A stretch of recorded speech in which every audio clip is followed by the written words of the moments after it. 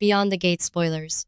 Welcome back to our channel. Today is an absolutely beautiful day to dive into the latest daytime drama, and we are thrilled to bring you all the breaking updates. Grab a cozy drink, settle in, and let's explore the shocking twists and turns that are keeping everyone on the edge of their seats. Stop what you are doing.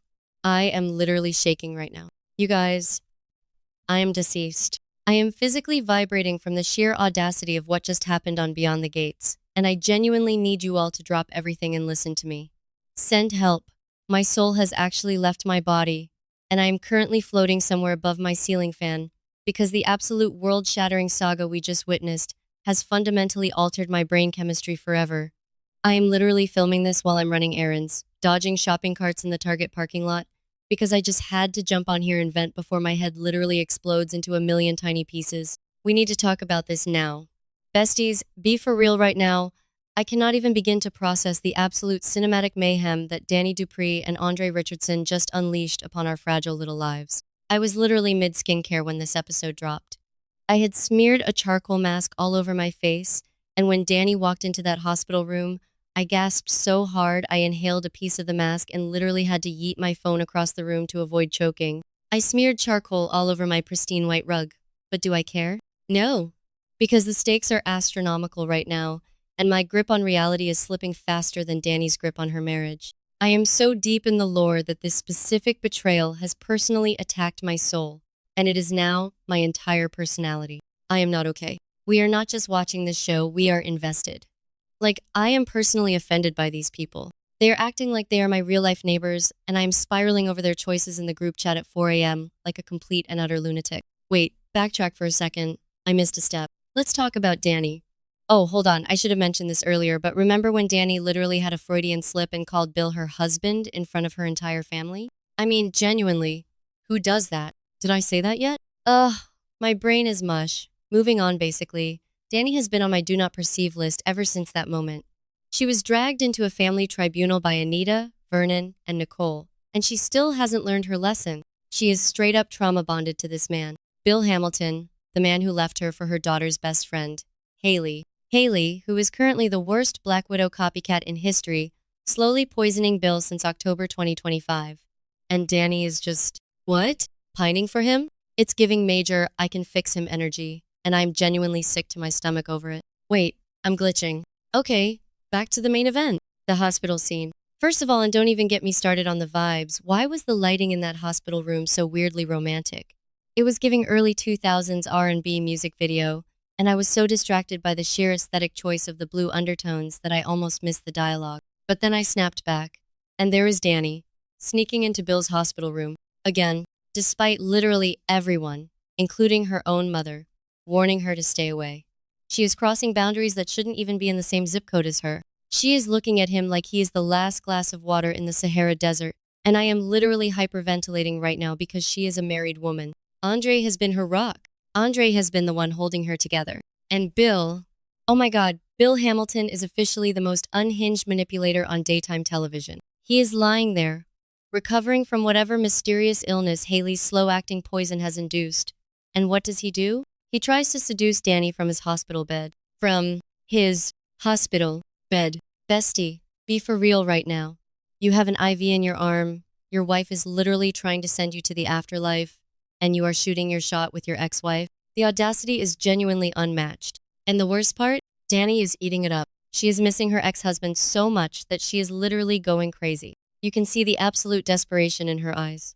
She cannot let him go. She is completely ignoring the fact that Andre even exists on this planet. Which brings me to Andre. Oh, poor sweet stoic Andre, right? Wrong. Besties, I was sitting there feeling so bad for him, thinking about how angry and jealous he must be, watching his wife drift back to the man who destroyed her. Andre has been paranoid.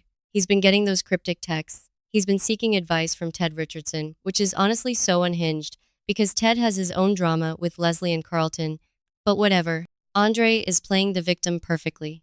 He is acting like the betrayed, heartbroken husband who is just trying to keep his marriage together while his wife spirals into the arms of her toxic ex. I was fully ready to start a GoFundMe for Andre's therapy bills. I was ready to go to war for this man. But wait, stop, hold the phone, because Andre is a straight-up hypocrite. I am screaming into my pillow right now. Andre is also a traitor. While Dani is crossing boundaries in the ICU, Andre is out here setting up secret meetings. And who does he run into? Who does he meet up with in the shadows? Heather, freaking Armstrong. Ashley Jones is playing this role to absolute perfection, and I am terrified of her. Heather, the skewer, the woman with the darkest past, the woman who is currently playing mind games with Vanessa McBride and going to war with her own brother Joey. Andre and Heather. I literally cannot even process the sheer level of betrayal happening on my screen right now. My brain is actually short-circuiting trying to compute this level of messiness. The chemistry? The tension? It was entirely too hot. Like, uncomfortable. I need to look away, but I can't. Hot. Are they going to cross the line? Listen, the notes say things get way too heated, and I am calling it right now. They are going to absolutely ruin each other. Andre is out here acting like he has the moral high ground because Dani is holding Bill's hand, but meanwhile, he is practically eye-banging Heather Armstrong in a dark corner. The absolute double standards of these men. It's giving rules for thee, but not for me. And I am genuinely so disgusted, but also entirely captivated. I am living for the drama, but my blood pressure is through the absolute roof. Did I say that yet? About the double standards? Ugh, my brain is mush. Moving on, but seriously, I need to take a second to scream about my own emotional damage here. Because I rooted for Dani and Andre. I really did. When they got together, I thought, finally, Dani has a safe space. Finally, she has a man who won't cheat on her with a teenager. And now they are both just throwing grenades into their own living room. I am physically vibrating with rage. I trusted them. This specific betrayal feels like a personal attack on my ability to judge character. I am officially putting both Dani and Andre on my do not perceive list. They are canceled in my heart, but obviously, I will be seated for every single second of their downfall with a giant bowl of popcorn. Okay, so let's set the scene for the absolute climax of this cinematic masterpiece. Andre, presumably fresh off his entirely too steamy encounter with Heather, decides to go to the hospital. Maybe he's feeling guilty. Maybe he wants to check on his wife. Maybe he's just being a nosy little creep. Whatever the reason, he is walking down those sterile, overly lit hospital hallways. And I'm sitting there, clutching my chest, screaming at the TV, "Don't go in there! Turn around, Andre! Save yourself!" But no, he keeps walking, because these people thrive on self-destruction. They literally cannot help themselves. It is a sickness, and I am the one suffering the symptoms. And then, it happens. Andre doesn't walk into the room. He stops. He eavesdrops. He stands right outside the door, hiding like a complete coward, and he listens. And what does he hear? He hears the absolute, unfiltered truth. He hears Dani, his wife, the woman he has stood by through thick and thin, confessing everything. He hears the intimacy in her voice. He hears the way she talks to Bill. He hears that they hooked up in the elevator during the tornado. He hears her admit that she cannot stop thinking about him, that she misses him so much she is losing her absolute mind. The secrets are just spilling out of her mouth like water from a broken dam. You guys, the look on Andre's face. I literally had to pause the episode and take a lap around my living room because the devastation was so raw. His entire world just shattered into a million jagged pieces. All the jealousy, all the anger he had been feeling, it instantly morphed into pure, unadulterated terror. He is scared. Andre Richardson is genuinely terrified because he realizes that his marriage is a complete and utter sham. He's lost her. He probably lost her the second that tornado hit Fairmont Crest. And the sheer panic in his eyes, it was like watching a 10-car pileup in slow motion. You want to look away, but you physically cannot. What is going through his head in that moment? He's standing there, listening to his wife practically beg her toxic ex-husband for validation, and he knows he can't even barge in and take the moral high ground because he literally just came from a highly questionable, boundary-crossing rendezvous with Heather Armstrong. He is trapped in a prison of his own making. He is paralyzed by the truth.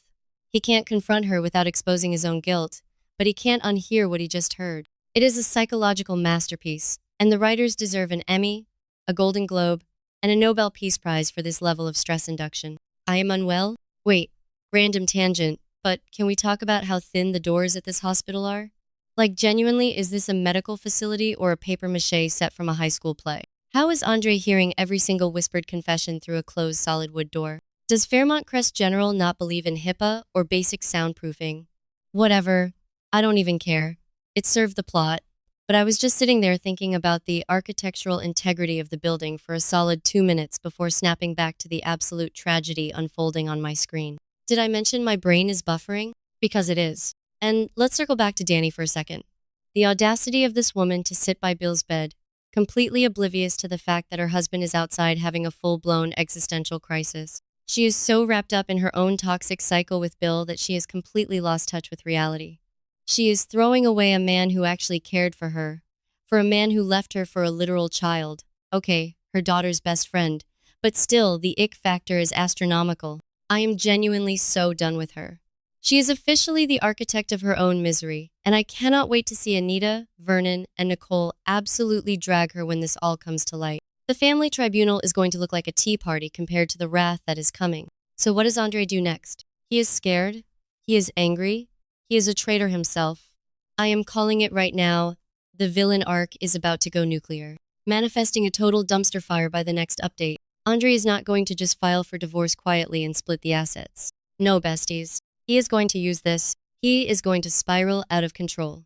He is going to lean into whatever dark, twisted connection he is building with Heather Armstrong, and he is going to burn Dani's life to the absolute ground. And honestly, I am here for it. Let it burn. Let the ashes fall over the entire DMV area. I want chaos. Because think about it, Heather is a wild card. If Andre teams up with Heather, Joey Armstrong is going to get dragged into this. Vanessa McBride is going to get dragged into this. The entire Richardson-Smith family is going to explode into a million pieces. Martin and Smitty are already fighting over a podcast and Terrell's heartbreak. They do not need Andre bringing the skewer to Sunday dinner. It is going to be absolute chaos, and my soul is so ready for the mayhem. I am physically vibrating just thinking about the massive domino effect this single hospital eavesdropping scene is going to have on the entire canvas. I am literally hyperventilating again. I need to calm down. I need to drink some water and rethink my life choices, because why am I letting fictional characters dictate my emotional state at 4 a.m.? But I can't stop. I am too invested. Dani and Andre have officially crossed the point of no return. Their marriage is a walking corpse, and Bill Hamilton is the Grim Reaper in a hospital gown. I genuinely do not know how I am going to survive until the next episode. I might actually need to be heavily sedated just to make it through the week. Okay, I have to go finish running my errands before I get arrested for loitering and screaming into my phone in public. But you guys need to get in the comments right now and validate my feelings. Tell me I am not crazy for spiraling over this. Tell me you are also throwing heavy objects at your TV. We are in this together, besties. Manifesting strength for all of us as we navigate this absolute train wreck of a storyline. Until next time, stay unhinged and keep your doors soundproofed.